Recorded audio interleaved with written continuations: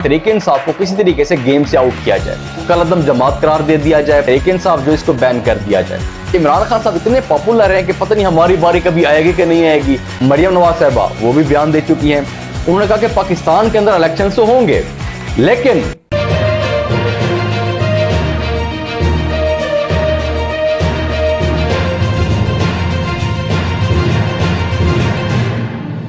बिस्मिल्लाहिर्रहमानिर्रहीम, अस्सलाम वालेकुम।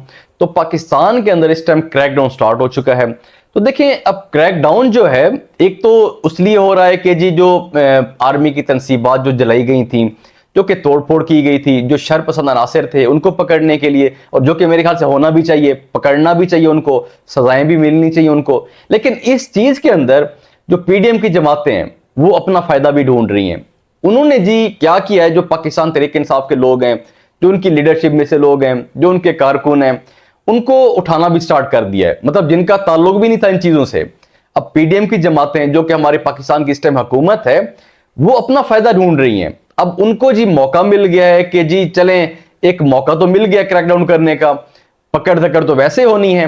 अब इस दौरान उन्होंने क्या किया कि जो लीडरशिप में से लोग हैं, जिनका मतलब ताल्लुक भी नहीं था, जिनकी ना कोई वीडियोस ना कोई उसके अंदर इन्वॉल्व थे, वो तो ऐसे कारकुन, खासतौर पे जो खवातीन कारकुन हैं या कोई ऐसे एंकर्स, लेकिन जिनका उस चीज़ के अंदर ताल्लुक भी नहीं है, तो अब उनको भी पकड़ना स्टार्ट कर दिया गया है। सिर्फ क्या है कि अब ये बताया जा रहा है कि जो पाकिस्तान तहरीक इंसाफ है ये पुरअमन जमात नहीं है। अब पीडीएम की जमातें पार्लियामेंट के अंदर, मीडिया के ऊपर, मतलब सिर्फ यही बातें कर रहे हैं कि जी जो पाकिस्तान तहरीक इंसाफ है ये पुरअमन जमात नहीं है। जिस तरीके से इन्होंने काम किया है, जलाओ घेराव किया है, जो गाड़ियों को तोड़ा गया है, पथराव किया गया है, तो मतलब ये सिर्फ कलअदम जमातें जो हैं वो ही कर सकती हैं। तो ये कोई दहशतगर्द जमातें वो कर सकती हैं। तो बेसिकली उनका मतलब यही है कि पाकिस्तान तहरीक इंसाफ को किसी तरीके से गेम से आउट किया जाए। तो खैर ये इनकी जो कोशिश थी पहले, खासतौर पर नवाज शरीफ साहब की या नून लीग की, तो वो पहले ये कोशिश कर रहे थे किसी तरीके से इमरान खान साहब को मैदान से हटाया जाए, मतलब उनको नायल कर दिया जाए, किसी तरीके से सियासत से उनको हटा दिया जाए। लेकिन अब उनकी जो ख्वाहिशात हैं वो बढ़ चुकी हैं इस टाइम। अब वो इस कोशिश के अंदर हैं कि इमरान खान साहब को सिर्फ नायल ना किया जाए, बल्कि पूरी जो पाकिस्तान तहरीक इंसाफ है, जो पीटीआई है, इसको बैन कर दिया जाए। मतलब पाकिस्तान तहरीक इंसाफ को कलअदम जमात करार दे दिया जाए। अब पीडीएम को यह लगता है कि हमारे पास ये सबसे अच्छा मौका है, क्योंकि पाकिस्तान तहरीक इंसाफ जो है उसकी इस टाइम इदारों के साथ भी लड़ाई है, तो इस चीज का फायदा उठाना चाह रहे हैं वो। तो अब पीडीएम की जो स्टेटमेंट्स हैं इसी तरह की आती हैं, पार्लियामेंट में यही बातें हो रही हैं, मतलब जहां भी वो कोई स्टेटमेंट देते हैं तो इसी किस्म की स्टेटमेंट देते हैं। अब मौलाना फजल रहमान साहब भी ये कह चुके हैं कि इमरान खान साहब के हवाले मुल्क नहीं किया जा सकता, और वो ये भी कह चुके हैं कि माजी के अंदर जब जमातों ने इस तरह के काम किए थे उनको कलअदम जमात करार दिया गया है, तो पाकिस्तान तहरीक इंसाफ को कैसे अच्छा कहा जा सकता है, मतलब पाकिस्तान तहरीक इंसाफ के लिए यह कानून क्यों नहीं हो सकता। तो असल में वो ये चीज कहना चाहते हैं कि पाकिस्तान तहरीक इंसाफ जो इसको बैन कर दिया जाए। तो देखें, बात यह है कि बेशक इख्तलाफात होंगे, उनके सियासी मुखालफत है, सारा कुछ है, लेकिन किसी भी सियासी जमात को एक बैन कर देना ये अच्छी बात नहीं होती। क्योंकि देखें, बेशक आपको लगता है कि इमरान खान साहब पॉपुलर हैं इस टाइम, तो हमेशा नहीं रहेंगे वो, कल को कोई और जमात पॉपुलर होगी। पहले नून लीग पॉपुलर हुआ करती थी, पीपल्स पार्टी पॉपुलर हुआ करती थी, एक हर जमात का अपना टाइम होता है। अब पीडीएम को बेसिकली लगता यह है कि इमरान खान साहब इतने पॉपुलर हैं कि पता नहीं हमारी बारी कभी आएगी कि नहीं आएगी।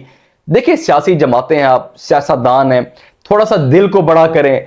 देखिए, अगर आप पाकिस्तान तहरीक इंसाफ को बैन कर देते हैं आज मौके का फायदा उठा के, तो ये एक ट्रेंड बन जाएगा, ये एक ऐसा ट्रेंड बन जाएगा कि कल को आपको बैन किया जा सकता है।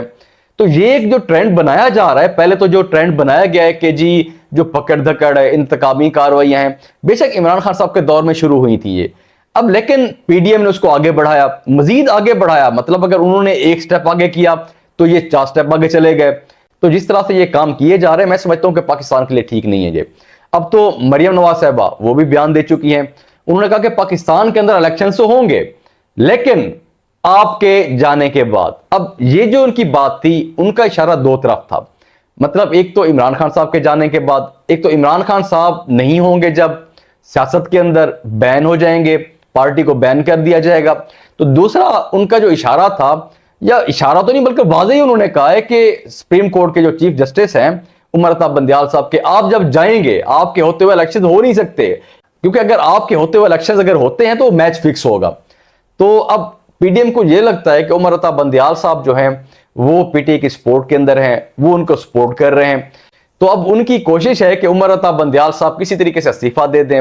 अगर इस्तीफा नहीं देते तो जब उनका टेन्योर पूरा होगा उसके बाद इलेक्शंस होंगे। तो अब देखें पीडीएम की जो एक कोशिश है वो यही है कि इमरान खान साहब भी बैन हो जाएं, उनकी पार्टी बैन हो जाए, मतलब इलेक्शन ना लड़ सकें वो। तो दूसरी साइड पे जो सुप्रीम कोर्ट के चीफ जस्टिस साहब हैं वो भी अपने ओहदे के ऊपर ना हो। तो बाकी ये कुछ अपडेट्स थी, बाकी इंशाल्लाह जो अपडेट्स होंगी आपके साथ शेयर करेंगे।